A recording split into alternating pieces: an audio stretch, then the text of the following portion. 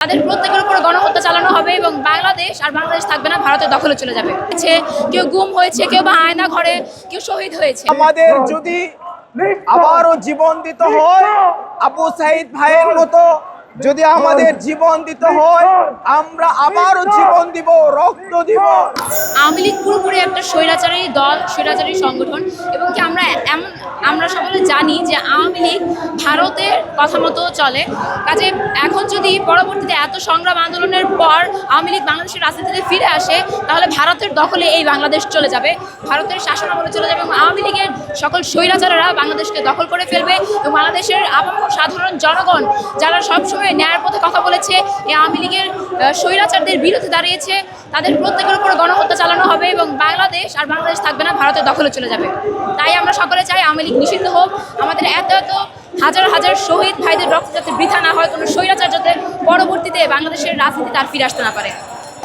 এটা আসলে তারা মনে করছে তারা ফিরে আসতে পারবে, তারা জনগণ কীভাবে একটা হুমকি দিচ্ছে আসলে, কিন্তু তারা আসলে জানে না যে গত জুলাই আগস্টে স্বৈরাচারের হাসিনাকে আমরা কিভাবে পতন করেছি। আমরা সকলে ঐক্যবদ্ধ ছিলাম দলমত নির্বিশেষে, কারণ বাংলাদেশের সকল দল, সকল ধর্ম, সকল জাতি একমাত্র এটাই চায় যে আওয়ামী লীগের মতো একটা স্বৈরাচারী সংগঠন যাতে নিষিদ্ধ হয়।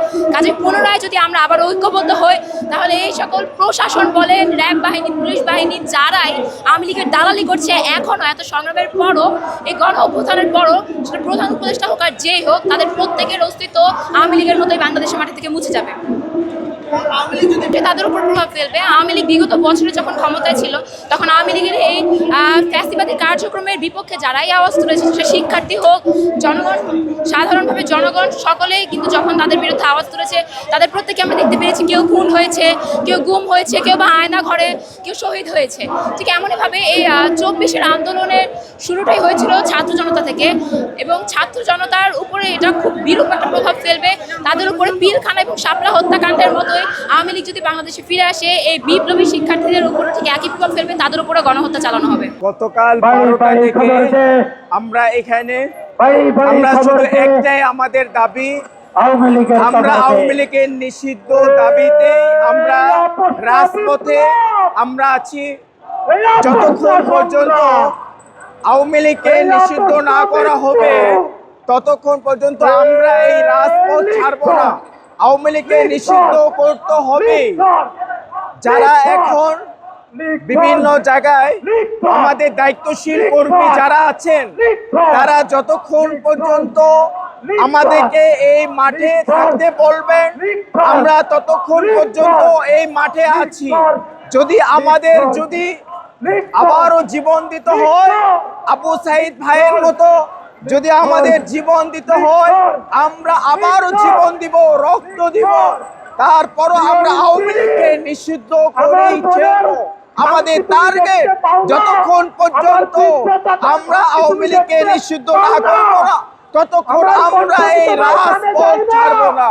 একটাই উদ্দেশ্য, আমাদের যত ধরনের খুন করা হয়েছে, আমাদের অনেক ছাত্র ভাইদেরকে শহীদ করা হয়েছে, যদি আমাদের জন্য আবার যদি জীবন দিতে হয়, রক্ত দিতে হয়, আমরা জীবন দিব, আমরা রক্ত দিব। তারপর আমাদের একটি কথা, একটি দাবি, আমরা আওয়ামী লীগকে নিষিদ্ধ করেই ছাড়বো ইনশাআল্লাহ। আমরা জানি সবাই 2024 সালে আমাদের জুলাই বিপ্লব হয়েছে। এই বিপ্লব হয়েছে ফ্যাসিবাদ পতনের জন্য। আমরা আবারও দেখতে পাচ্ছি ফ্যাসিবাদ মাথা নাড়াচাড়া দিয়ে উঠছে এই দেশে। আমরা এই দেশে কোনো মতেই আর ফ্যাসিবাদ আশা করছি না। আমাদের দাবি একটাই যে আওয়ামী লীগকে নিষিদ্ধ ঘোষণা করতে হবে। বাংলাদেশে ফ্যাসিবাদ প্রতিষ্ঠা থেকে তীব্র গরম আমাদের কাছে যায় আসে না। ঠিক আছে, এই তীব্র গরমে বাংলাদেশের আপামর জনতা শাহবাগের মোড়ে এখানে সমবেত হয়েছে।